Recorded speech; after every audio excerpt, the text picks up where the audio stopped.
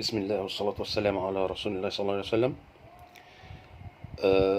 يقول رسول الله صلى الله عليه وسلم عن عمر بن الخطاب رضي الله عنه عن الرسول صلى الله عليه وسلم: إنما الأعمال بالنيات ولكل امرئ ما نوى، فمن كانت هجرته إلى الله ورسوله فهجرته إلى الله ورسوله، ومن كانت هجرته إلى دنيا يصيبها أو امرأة يتزوجها فهجرته إلى ما هاجر إليه.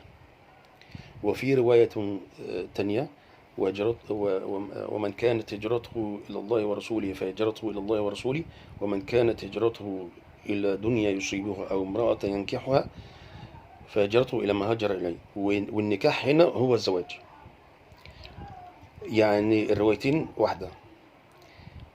دي حاجة. الحاجة التانية، أنا أحب أتكلم على الضجة اللي حصلت على الحاج محمد والسحر والساحر، واللي تطرق ليه واللي اتكلم فيه مرتضى منصور.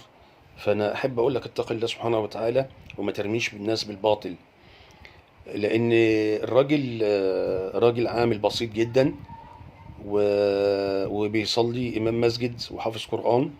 وطبعا الساحر ده، السحر واللي بيتخذ السحر أصلا ده راجل بيبقى كافر خارج من الملة. فحرام عليك، واتق الله سبحانه وتعالى، لأنك أنت تسأل أمام الله سبحانه وتعالى إنك أنت بترمي الناس بالباطل، خلاف إن أنت أصلا بتسب الناس بيهم وبأهلهم وبأسرهم. فاتق الله سبحانه وتعالى، أنت خلاص عمرك ما بقاش فيه كتير يعني، والأعمار بيد الله.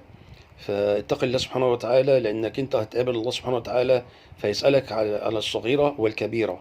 فاتق الله سبحانه وتعالى وما ترميش الناس بالباطل.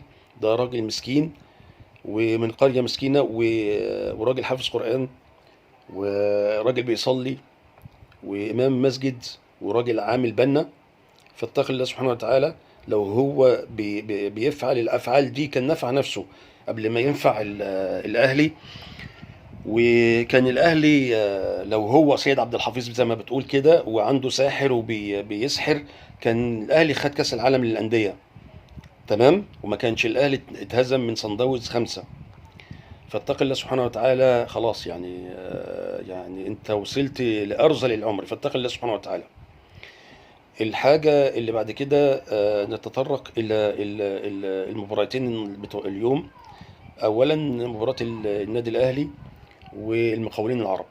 المقاولين العرب كان الماتش بادئ استحواذ للأهلي، والأهلي الشوط الأولاني استحوذ 69%. بس اللي أنا بستغرب له إن إزاي أصلا الماتش وصل لكده في الشوط الأولاني، إن يطلع 1-1. والمقاولين دون، مش أنا ما بقلش من فرق المقاولين، بس أنا بتكلم الفرقة دي، و إن اتغلبت من الزمالك 6-1.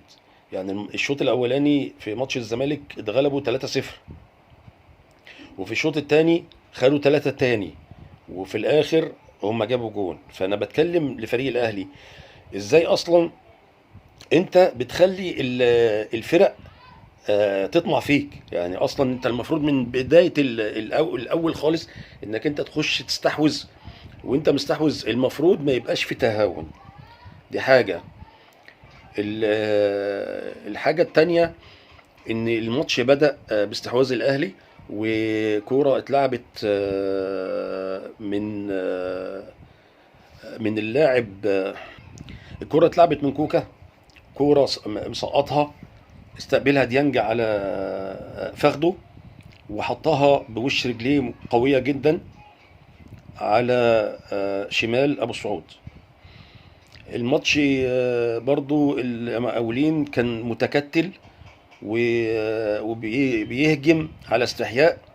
فطبعا من ضربة ثابتة في الدقيقة 23 واتلعبت، فاستقبلها بدماغه 2 طلعوا فيها، فنزلت اتسقطت قدام الشناوي. هو الشناوي ما خرجش عليها، وده تهاون. والتهاون التاني من المدافعين اصلا ان هم ما كانوش قدام المهاجم على اساس ان الكره دي ما تتلعبش بالطريقه دي. الجون خدها مباشره بوش رجليه بجنب ببطن رجليه الشمال، فحطها قويه جدا في الشناوي. اولا ده خطأ من الشناوي، دي حاجه ان هو ما طلعش مع الكوره لما هي بتتلعب من الملعوبه، واتلعبت طلعوا اتنين فيها بدماغهم. هو المفروض كان يطلع يتصدى لان الكوره كانت قريبه منه. والحاجه التانيه ان المدافعين اصلا ما كانوش قدام اللاعب ده، هم كلهم كانوا وراه، يعني المدافعين كانوا ورا المهاجم، فده كان صعب جدا. طبعا طلع الشوط الاولاني 1-1. انا طبعا نزلت اصلي العشاء ورجعت لقيت شريف حاطط الجون الثاني بدماغه من كرة عرضية كورنر. اصبحت النتيجة 2-1. طبعا المقاولين برضو حاول يهاجم وكده وكان متكتل، والكورة اتلعبت برضو من كوكا لطاهر محمد طاهر، خدها على بشماله جوه الجون، فأصبحت كرة 3. النتيجة أصبحت 3-1.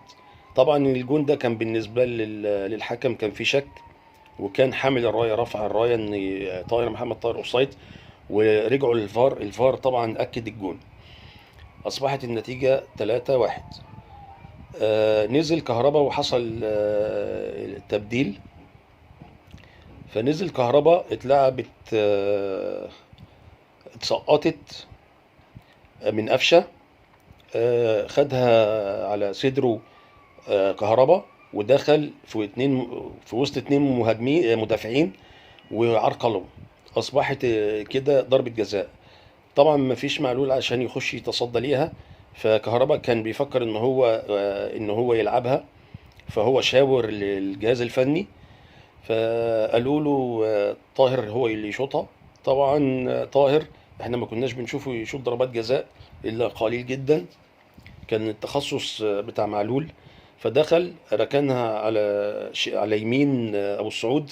اصبحت النتيجة 4-1. والنتيجة دي اتكررت مرتين، ماتش الزمالك اللي فات والماتش دون بتاع المقاولين العرب.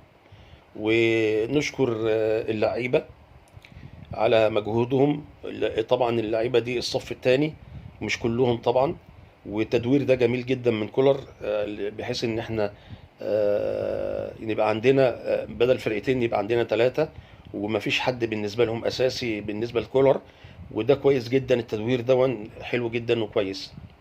فمبروك الف مبروك لينا على الفوز 4-1 للمره الثانيه. وكده اصبحت ترتيبنا الاول. طبعا احنا خلاص حصلنا على الدوري، والنقط بالنسبه لنا احنا وصلنا للنقطه 81. الماتش اللي بدأ الساعه 9:30 الثاني الزمالك وفاركو. الزمالك بدأ برضو مسيطر على فاركو، وفاركو مستسلم خالص. ودلوقتي يعني فاركو معرفش، يعني فاركو لما بينزل قصاد الاهلي بيلعب بجدية تامة، ومعرفش يعني ايه اللي بيحصل قصاد الزمالك. فسجل هدفين في الشوط الاولاني. جه الشوط الثاني كور كتير قوي ضايعه من زيزو، وبيحاول ان هم يعززوا يسجلوا تاني. طبعا فاركو بصراحة يعني خد الامل وجري وسجل هدف اولاني. وطبعا بالنسبة له اللي بيضيع بيستقبل، فبقت النتيجة 2-1. والزمالك كان بيحاول ويضغط على اساس ان يدخل اللي يعزز الهدفين بهدف ثالث. ففاركو في الدقايق الأخيرة سجل الهدف الثاني وتعادل. ودون اللي يشوف صبحي متأثر جدا من ماتش الأهلي، لأنه هو قاعد يلطم على وشه. ده أمر صعب جدا إن جون في منتخب مصر يلطم، لأن الأهلي طبعا الأهلي كعبه عالي عليكم يعني بصراحة. فما تلطمش يا ابني، أصلا تلطم ليه؟ حتى شلبوكة قال له يا ابني انت بتلطم ليه ما تلطمش.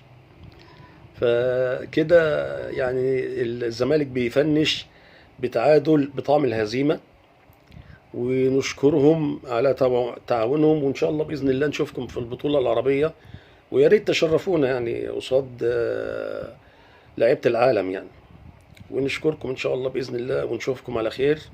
أرجو الشير على أساس إن الفيديو ده يوصل لمرتضى منصور، على أساس يتقي الله سبحانه وتعالى ويحسن آخرته، لأن يعني ما فيش خلاص، هو وصل لأرذل العمر، ويتقي الله سبحانه وتعالى، لأن هيسأل أمام الله سبحانه وتعالى على القليل والقتمير، ويسأل عن الصغيرة والكبيرة، فاتق الله سبحانه وتعالى. والسلام عليكم ورحمة الله وبركاته.